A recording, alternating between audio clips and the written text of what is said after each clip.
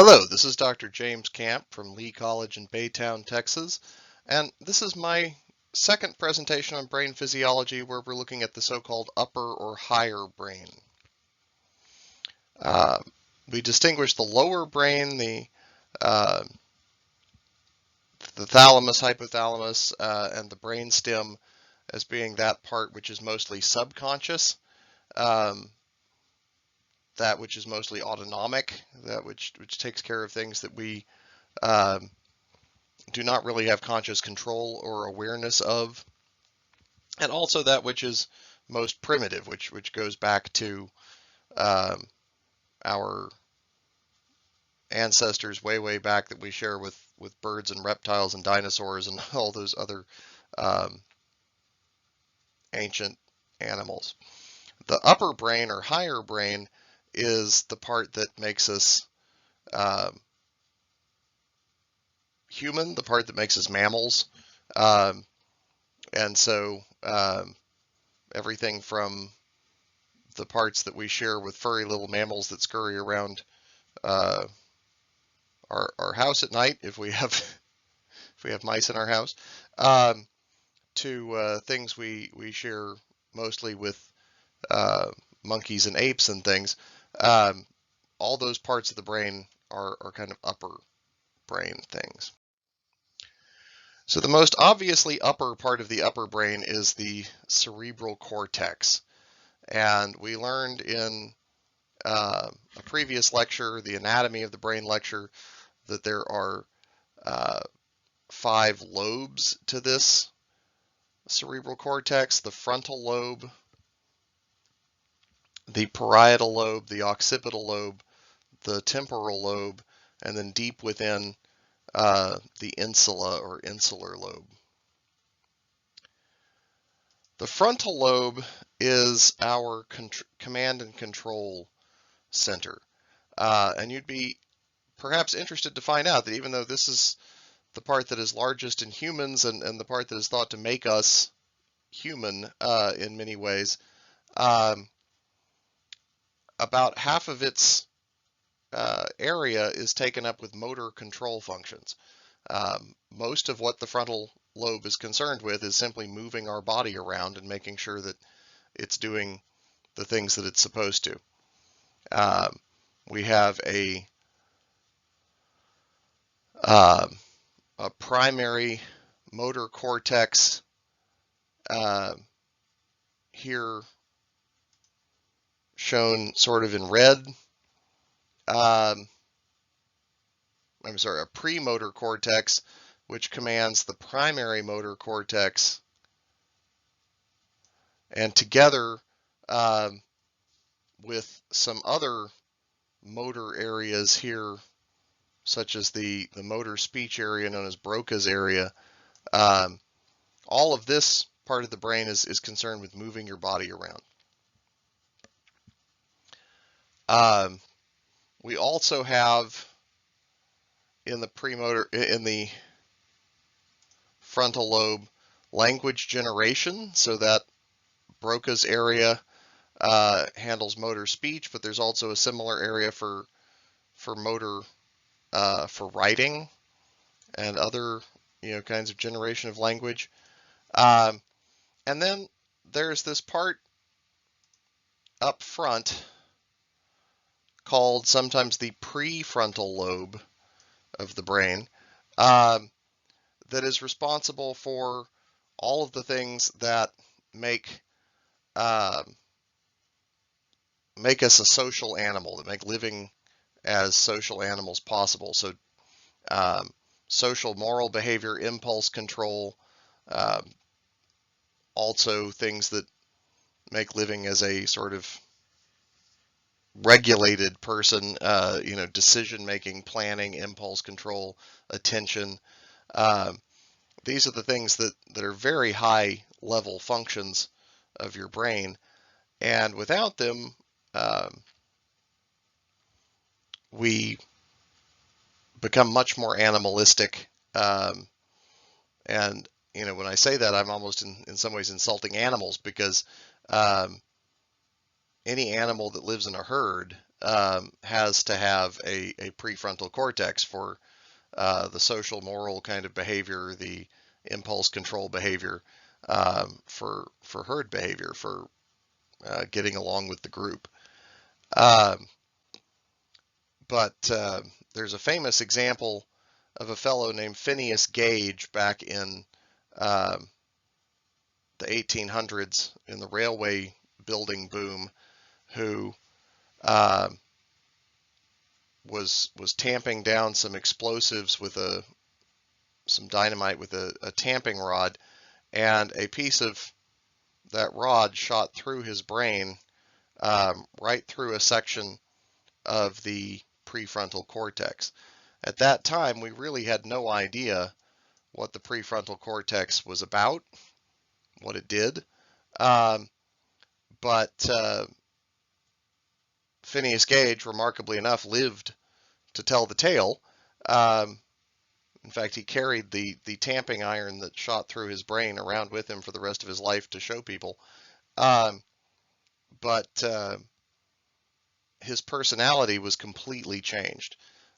He went from being sort of model husband, model father, model worker on the railroad team, uh,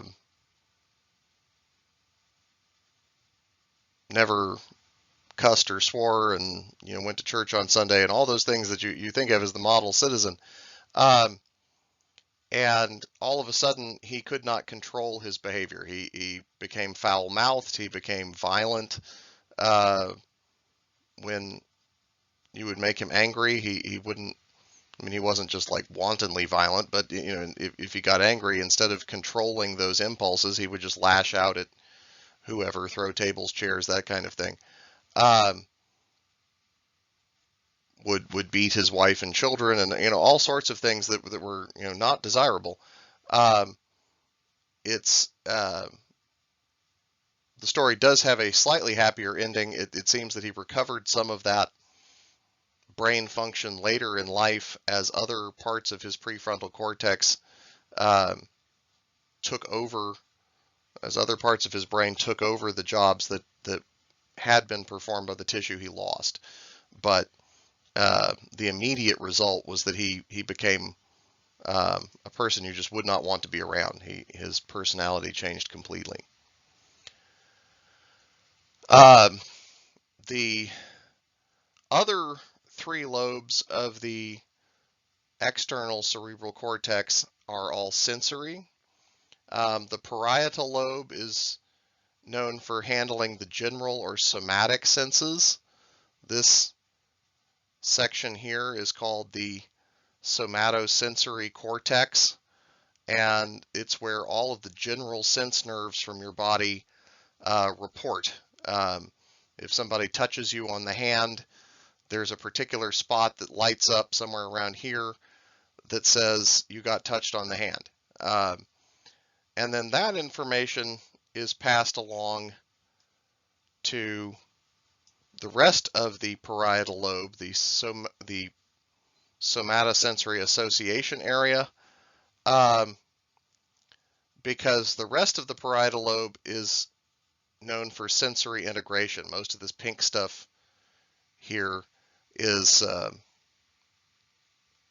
sensory integration work. So it takes information from all of the other lobes and tries to build a general picture of what is going on in your area. So your awareness of what temperature it is outside, whether your body is feeling warm or cold, whether something is, whether your clothes are rough or soft against your skin, whether you're seeing a crowd of people in front of you or an empty hallway, and whether what you hear matches up with what you see.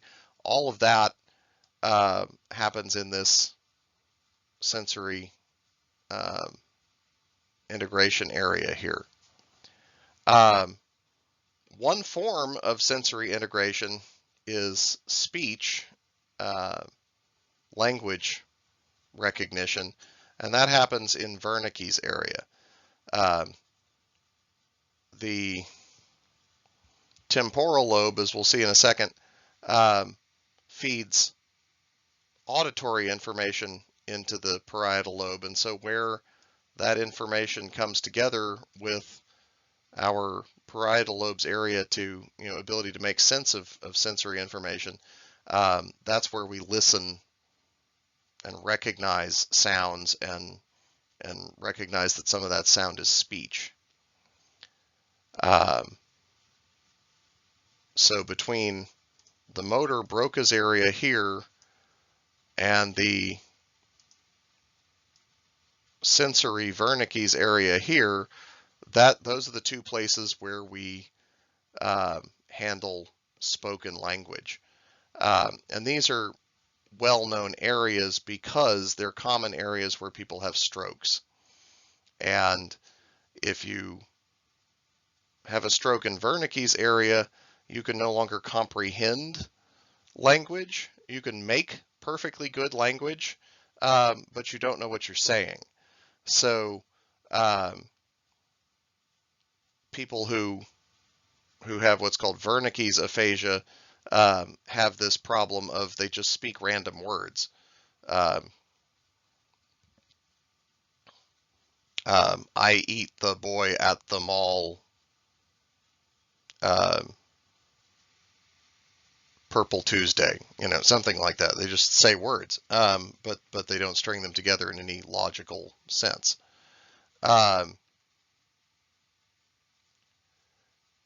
Whereas people who have a stroke here in Broca's area, in what's called Broca's aphasia, they know perfectly well what they're hearing. They know perfectly well what they want to say, but they cannot move their mouth muscles to make those words come out. So those people have to learn to communicate another way. Maybe they learn sign language, or they write their words on a whiteboard for people to know what's going on, or type them out on a text-to-speech computer or something like that.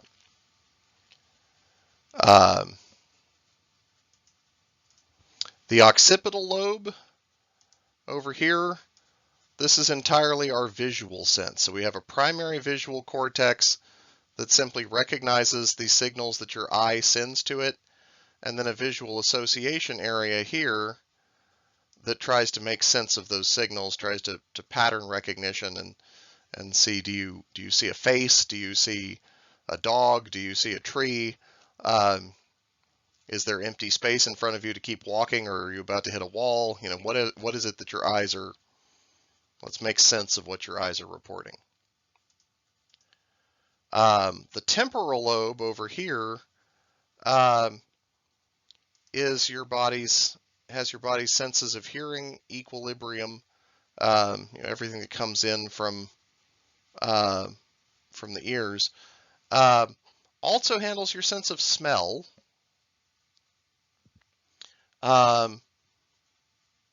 Though that's linked to your sense of taste here in the insula. And it handles, through the hippocampus, which we'll talk about in a minute, the temporal lobe handles some memory formation. Finally, the insula is two different things. It's a link between our homeostatic and our conscious brain here. Okay. I used the same color that I used for something else there.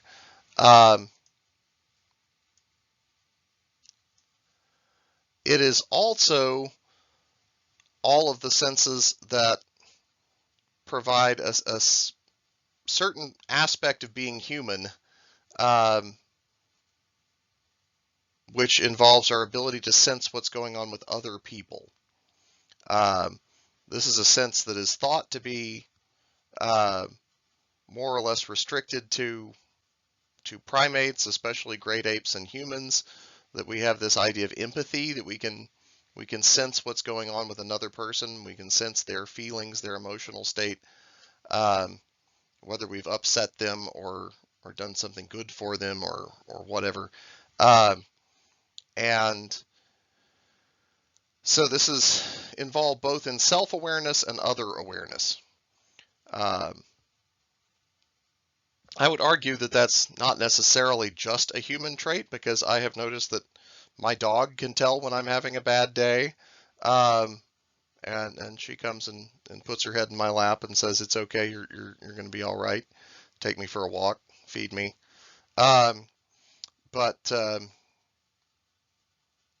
think some of the companion animals that humans have developed relationships with have some amount of empathy as well.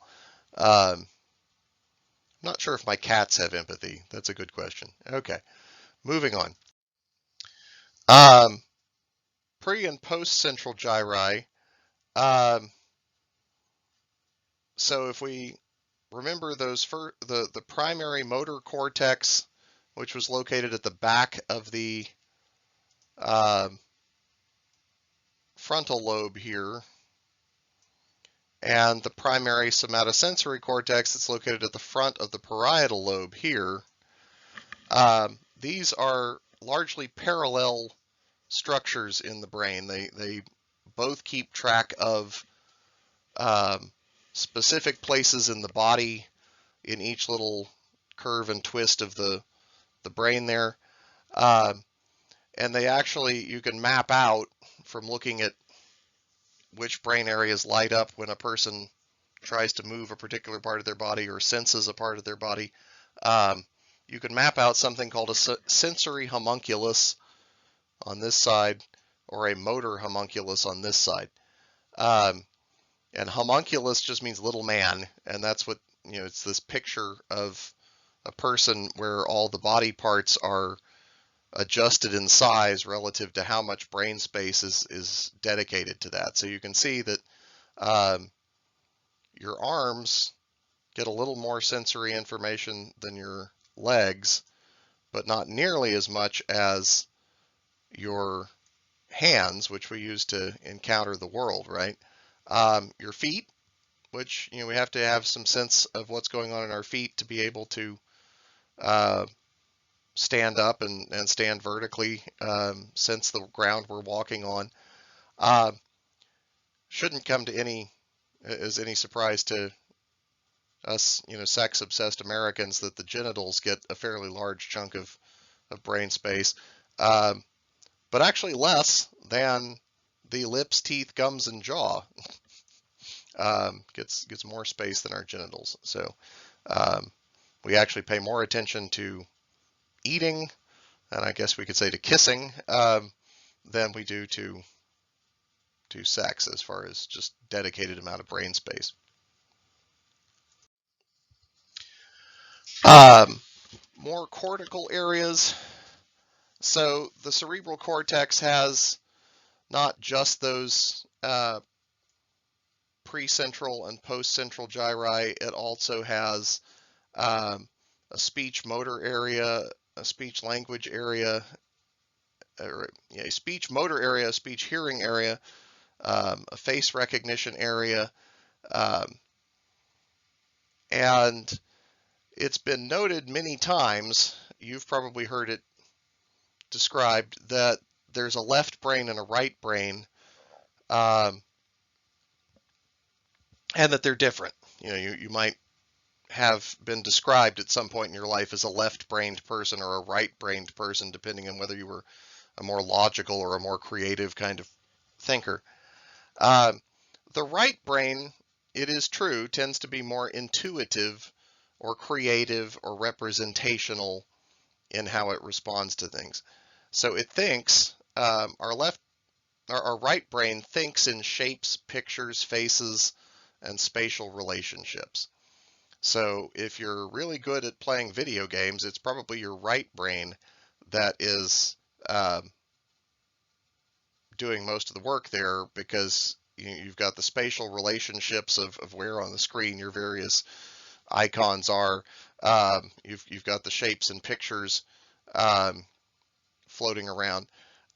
If you're a person who has a sense of visual art, um, it's probably your right brain that's doing most of that work as well.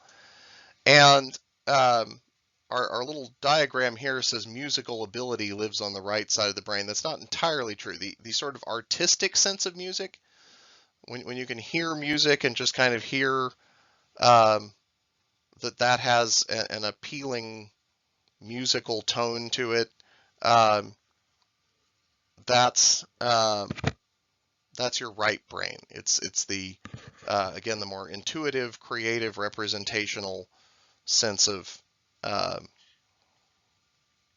when you hear music and you just say, "Hey, that's a good song. I like that. I want to groove to it." That's your right brain. The left brain, on the other hand, tends to be more logical or categorical. Okay, so we want to say um, that um, the left brain thinks in words and numbers. Okay, um, so if you're the sort of person who likes to count how many M&Ms there are in your bag before you eat them, it's your left brain going at it.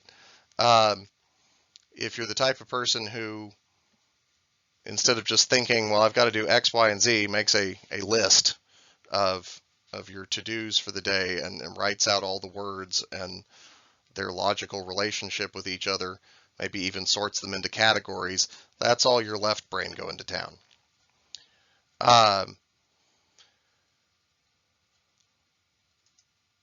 Your mathematical sense of music, if you've ever heard like a Bach concerto, you can hear the math in his music. I mean, he's got the way he constructs the rhythms. There are patterns and mathematical patterns to the way that music goes um, that make there a sort of sense of pattern and rhythm in music that falls into that more logical, numerical right brain. And it's been said that the really great musicians um, in the history of the world have been people who could combine right brain and left brain thinking to sort out not just what sounds pretty, but also what has that underlying mathematical rhythmic structure to it that makes the music lasting. Before I move on, it's worth noting two things. One is that it's estimated that in about 10% of people, these are switched. There's some thing that goes on during human development that puts the mathematical stuff on the left side and the artistic stuff on the right side. And in about 10% of people, that stage in development happens backwards. And so you have a person whose right brain is the categorical thinking and their left brain is the representational thinking. Nothing wrong with that. It doesn't change who that person is. It may have something to do with people who are left-handed versus right-handed in how they prefer to write, but we're not sure about that either. The other thing I want to point out is that there was a time, I don't know if they still do this, where they treated severe seizures by cutting the corpus callosum. It was discovered at some point that severe seizures, grand mal seizures, had to involve communication across the corpus callosum between two different parts of the brain before the seizure would kick into full swing. And so there was an experimental treatment for a while where you could cut the corpus callosum completely, and it would, in fact, get rid of the seizures. And if this person was having life-threatening seizures, where they were thrashing about on the floor or something, that was considered to be an improvement. However, we learned an awful lot about how certain things are handled on different sides of the brain from observing those people. For example, if speech and language is handled on the left side and that controls the right side of the body, then that person could no longer make sense of language using their left hand if they were, they couldn't even try to write with their left hand, even if, most of us could at least try to write with our left hand, even if we're right-handed, but this person no longer could make language with their left hand. If you feeling shapes with the right hand and feeling shapes with the left hand are on opposite sides of the brain.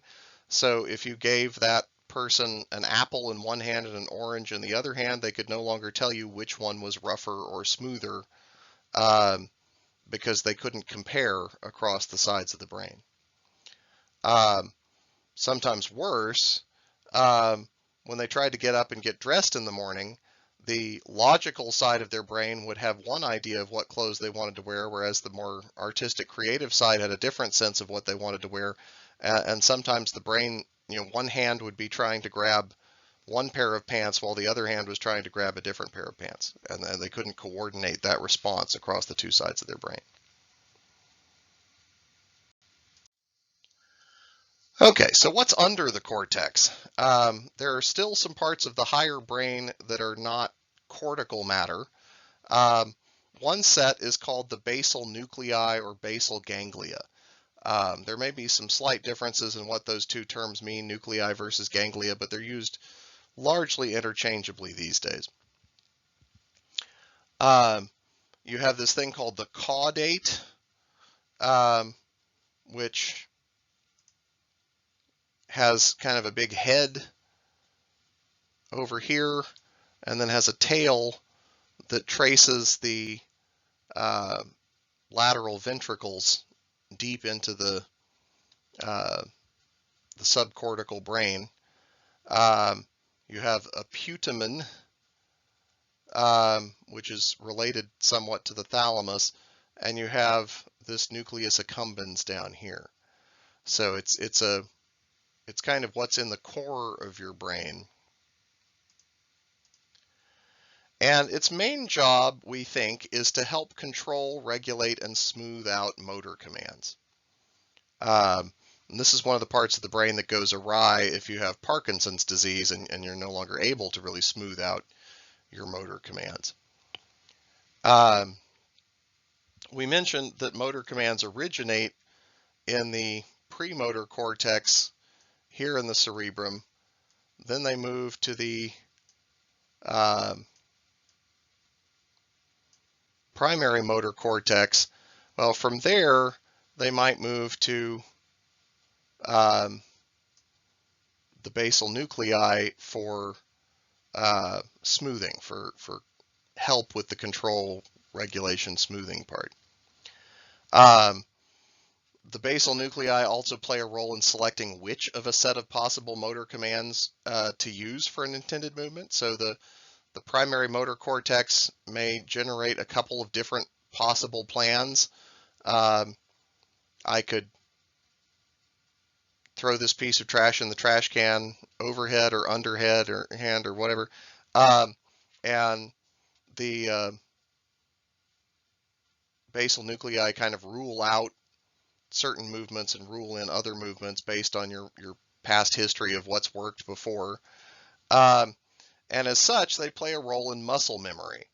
Okay, if you've ever played an instrument, you know that after practicing for hundreds of hours, you can pick up your clarinet or trombone or guitar or whatever, and you can produce a note without really thinking about it. That doesn't mean that your brain isn't working on it. It just means that it's a less conscious part of your brain. And so the basal nuclei have a role in figuring out how to make those pre-conditioned movements possible. And then finally, once this motor information has been relayed to the basal nuclei, they actually send information back to the motor cortex to say, okay, let's cancel out this movement and amplify this other movement and adjust the plan here a little bit. And so there's actually a modification of your motor control through a feedback loop that takes place here. And then once that feedback loop has occurred, then the signals go to the midbrain, and from the midbrain down your spinal cord to whatever muscles need to actually move. Finally, deep within the brain, there is another set of structures called the limbic system. Unlike the other sets of structures we've looked at, these are not grouped by being anatomically similar. They are grouped by having a coordinated set of functions. And the coordinated set of functions is largely to process, experience, and respond to emotional stimuli. Okay, this is the part, I mentioned something about we have parts of our brain that we share with our furry little mammal ancestors who scurry around and hide from predators and such.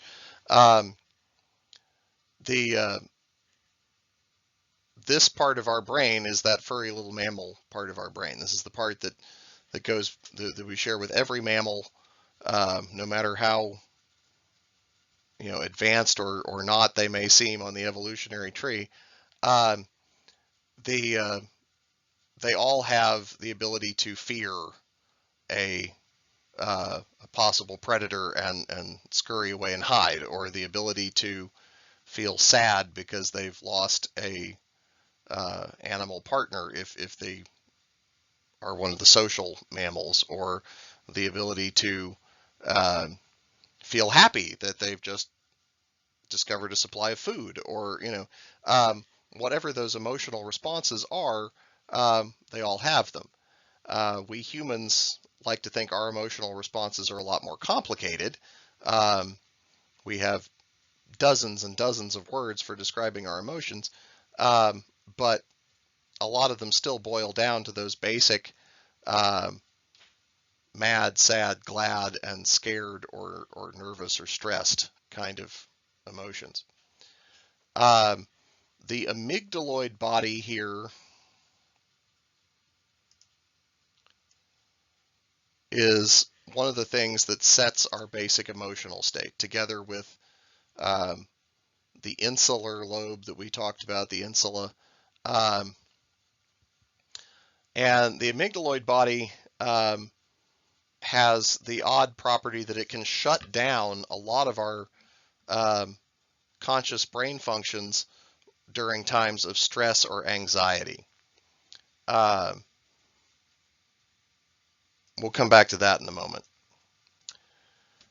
The limbic system helps link the conscious and autonomic functions of the brain. So if your body is feeling a little out of whack, that sets your emotional and conscious state to some extent. And it also has the opposite effect, that if you're in a certain mindset, it can cause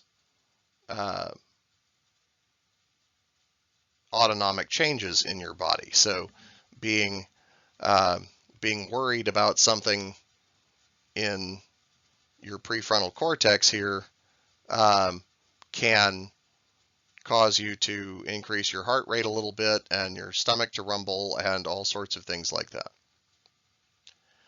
The limbic system facilitates memory. So this little guy here, the hippocampus,